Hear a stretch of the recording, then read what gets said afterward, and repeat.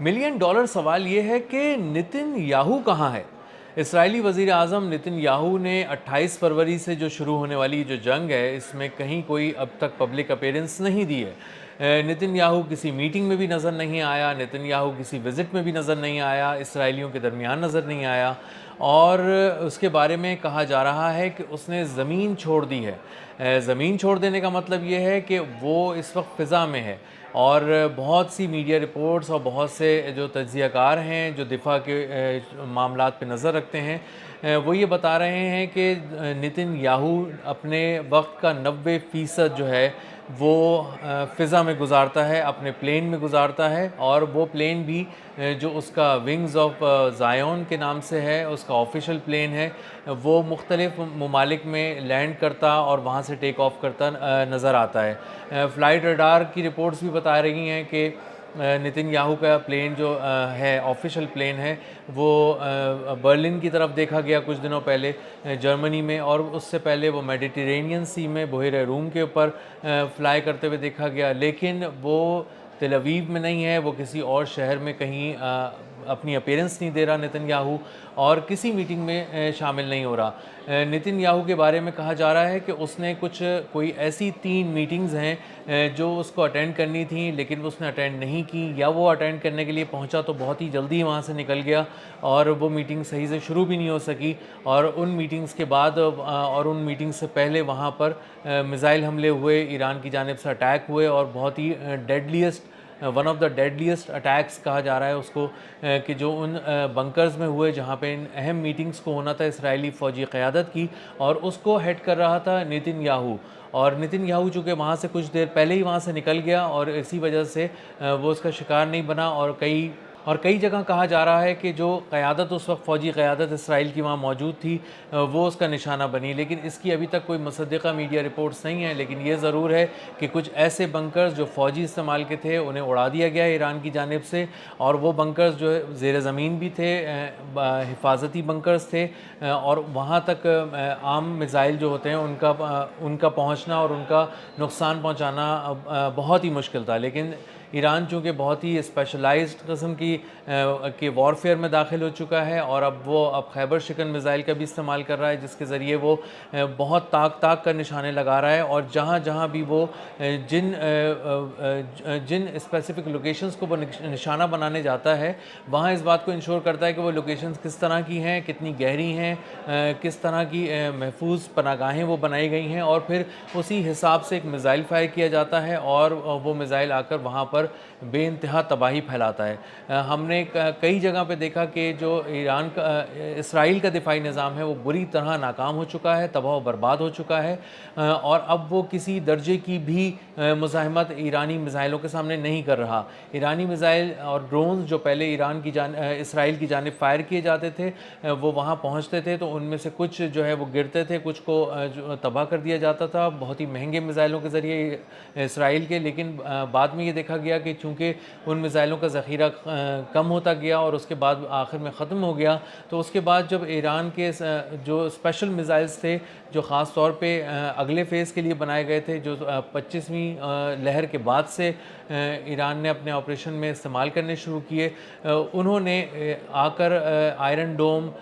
David sling اور اس طرح کے ایرو 3 جو نظام تھے، دفاعی نظام جو ملٹیپل ٹارگٹس کو شوٹ کرنے کی صلاحیت رکھتے تھے، وہ بھی ناکام ہو گئے، انہیں بری طرح تباہ کر دیا گیا۔ جب یہ سارے نظام تباہ ہو گئے تو اس کے بعد لوگوں نے دیکھنا شروع کیا کہ کس طرح آ کے وہاں پہ میزائل گر رہے ہیں ایران کے، اور کس طرح سے بہت ہی اہم تنصیبات، فوجی تنصیبات، تیل کے ذخائر، اس کے علاوہ کچھ اور اہم جگہیں جہاں پہ ان کے شیلٹرز ہیں ان کو بھی ایرانی میزائل جو ہیں بہت آسانی سے نشانہ بنا رہے ہیں۔ تو ایسے حالات میں جب اسرائیل بری طرح ایرانی میزائلوں کی زد پر ہے، تباہی وہاں پھیل چکی ہے، اور اگر آپ ایک بہت ہی طاہرانہ سی نظر بھی ڈالیں فوٹیجز پہ تو نظر آتا ہے کہ جو حال پہلے غزہ میں تھا وہ اب اسرائیل کا حال ہو چکا ہے۔ تل ابیب میں جا بجا تباہی کے مناظر نظر آتے ہیں، بلڈنگز میں آ کے میزائل داغے جا رہے ہیں، وہاں پہ جو ان کی جو آرمی ہے وہ CCTV کیمراز جو انسٹال کیے گئے تھے شہروں کی حفاظت کے لیے وہ اتار رہی ہے، تاکہ کہیں کوئی ایسی فوٹیجز نہ بن جائیں جس کے ذریعے یہ پتہ چل سکے کہ ایران نے جو میزائل داغے تھے وہ کہاں کہاں گرے ہیں اور ان سے کتنی تباہی ہوئی ہے۔ اس کے علاوہ یہ بھی انشور کیا جا رہا ہے کہ جتنے اسرائیلی ہیں جو وہاں کے ریزیڈنٹس ہیں وہ کسی طرح اپنے موبائل فون پہ یا کسی اور طرح کوئی ویڈیو شوٹ نہ کریں، کوئی تصویر شوٹ نہ کریں تباہی سے متعلق، جس کے بارے میں کل کو دنیا یہ دیکھ سکے کہ اسرائیل میں ایرانی میزائلوں نے کتنی تباہی مچائی تھی۔ نتن یاہو اپنی قوم کو چھوڑ کر فرار ہو چکا ہے، اپنے لوگوں کو چھوڑ کر فرار ہو چکا ہے، وہ اس وقت اسرائیل میں کسی ایک مقام پہ بھی نظر نہیں آ رہا، کسی ایک جگہ پہ اس کی اپیرنس نہیں ہے، فوجی میٹنگز کے اندر بھی نہیں ہے، کچھ ملٹری سائٹس کا اس کو وزٹ کرنا تھا وہ منسوخ کر دیے گئے، اور کہیں پہ اس وقت نتن یاہو نظر نہیں آ رہا۔ یہ بھی بتایا جا رہا ہے کہ امریکہ کے کچھ خاص پلینز ہیں جو اس کی حفاظت کر رہے ہیں اور وہ فضا میں ہے، اور بحیرہ روم کی طرف بھی گیا، لیکن اس وقت اسرائیل کی زمین پہ لینڈ نہیں کر رہا، وہی زمین جس کے بارے میں نتن یاہو کہتا تھا کہ میری زمین ہے، اور یہ یہاں پر اس کی اپنی زمین اس کو قبول نہیں کر رہی، اور وہ اس وقت فضاؤں میں چکر لگانے اور گردش کرنے پر مجبور ہے اور اپنی زمین پر قدم نہیں رکھ پا رہا۔ جو ایران کے اٹیکس ہیں وہ پہلے سے زیادہ شدید ہو چکے ہیں، اور انہوں نے اب بہت سی ایسی اسٹریٹجک لوکیشنز کو، جیسے حیفا میں ایک آئل ریفائنری کو نشانہ بنایا، ایسی کچھ اہم لوکیشنز ہیں جن کو نشانہ بنانے سے اب یہ پتہ چلتا ہے کہ ان کی اکنامک نرو کو بھی نقصان پہنچا رہے ہیں، یعنی معاشی جو شہرگ ہے اسرائیل کی اس کو بھی اب کاٹا جا رہا ہے، اور ایران نے اسی وقت کے لیے اپنے بہت سے خاص قسم کے میزائلز اور خیبر شکن اور بیلسٹک اور ہائپر سونک کچھ میزائل تیار کر کے رکھے ہوئے تھے اور ان کو استعمال نہیں کیا تھا، اسی وجہ سے کہ جب ان کا پورا حفاظتی نظام جو دفاعی نظام ہے، آئرن ڈوم جس کے بہت چرچے تھے دنیا میں، بری طرح ناکام ہو گیا، پرخچے اڑ گئے اس کے، جب وہ تباہ ہو جائے گا تو اس کے بعد ان میزائلوں کو لایا جائے گا اور ان کے ذریعے بہت تاک کر بہت ہی اسپیسیفک لوکیشنز پہ نشانہ بنایا جائے گا۔ تو اب ایک طرف معاشی شرح کاٹی جا رہی ہے اسرائیل کی، دوسری طرف فوجی قیادت جو ہے وہ بھاگ چکی ہے، نتن یاہو سے لے کے کوئی جنرل وہاں پہ نظر نہیں آ رہا، فوجیوں کو لیڈ کرنے والے کوئی نہیں ہے، فوجی جو ہیں وہ اپنی ویڈیوز بنا رہے ہیں وہاں پہ، اور ویڈیوز میں وہ یہی کہہ رہے ہیں کہ ہم اب ایسے وقت کے لیے بھرتی ہوئے تھے کہ جس میں ہم اپنے ملک کی حفاظت کریں، لیکن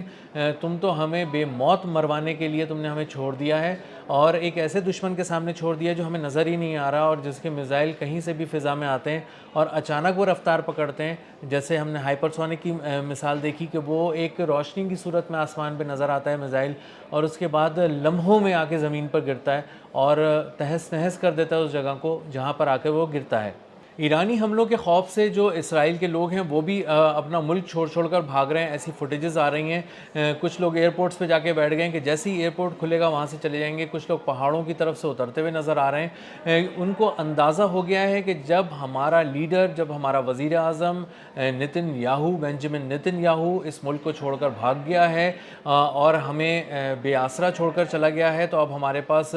ہم کس کے پاس جائیں، کس سے بات کریں اور کس سے اپنی حفاظت کی توقع کریں، اور اسرائیلی آرمی جو بظاہر وہاں پہ نظر نہیں آ رہی ہے اور اس کے جنرلز بھی غائب ہو چکے ہیں، تو اس کے بعد عوام کا اندازہ یہ ہو رہا ہے کہ بنکرز کے اندر بھی وہ نشانہ بن رہے ہیں اور ایرانی میزائل ہر طرف گر رہے ہیں اور ان کو ہاسپٹلز تک بھی ایکسس نہیں ہے، حکومت جو ہے وہ اسرائیل میں ایک عملی طور پر معطل ہو چکی ہے، مفلوج ہو چکی ہے، اور عوام جو ہے وہاں کے وہ اس وقت جو ہے وہ ایران کے میزائلوں کے سامنے ہیں اور اسی طرح کی جو تباہی جنگ ان کے دروازے تک لے آیا ہے اس کے رحم و کرم پر ہیں۔